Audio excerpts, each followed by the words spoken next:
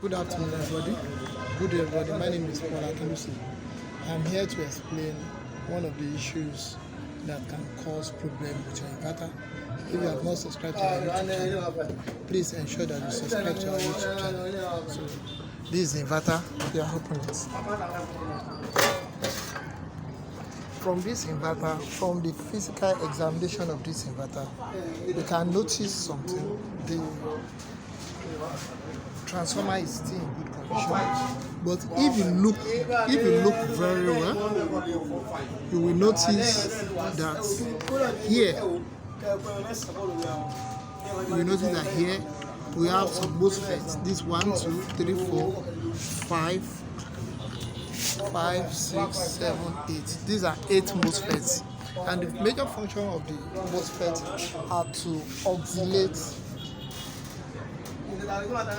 the near direct current coming out into an effective alternating current, and it oscillates at 50 Hz to establish the right frequency with a range of plus or minus 1.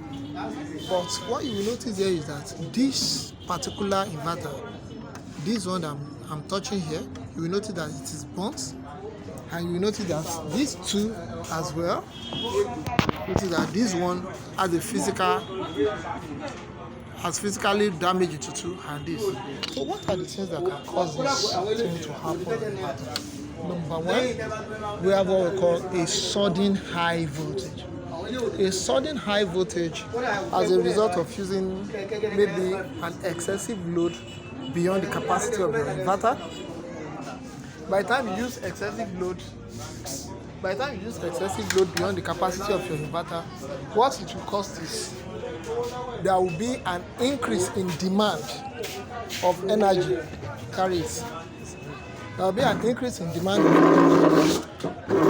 for your inverter, and as a result, there will be high heat generated that cannot be handled by the MOSFET and the heat sink. So the MOSFET will get burned. I want to show you the MOSFET clearly now. Hope you guys can see the MOSFET clearly.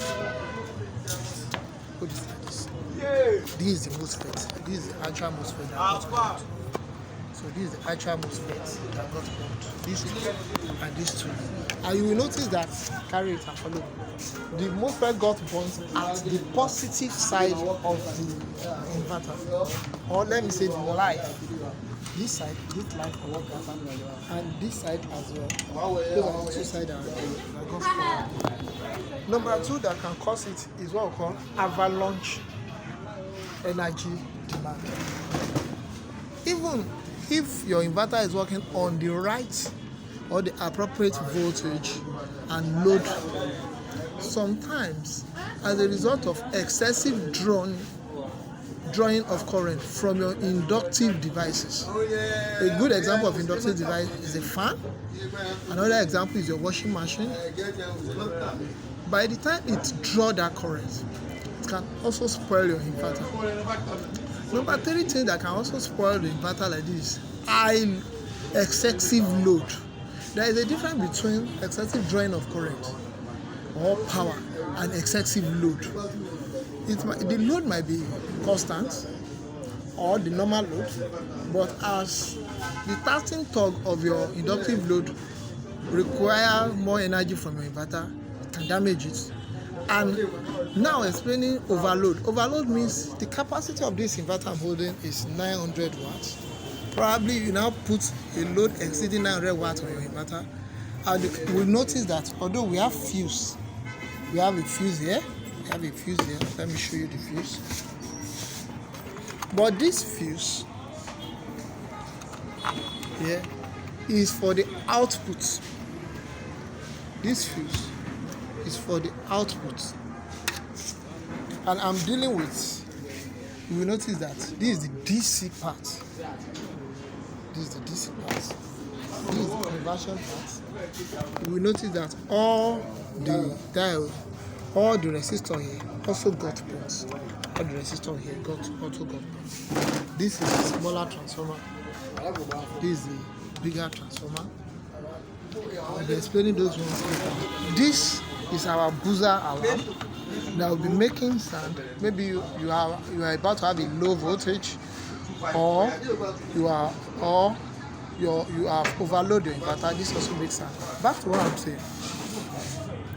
How can we now prevent our inverter from getting damaged?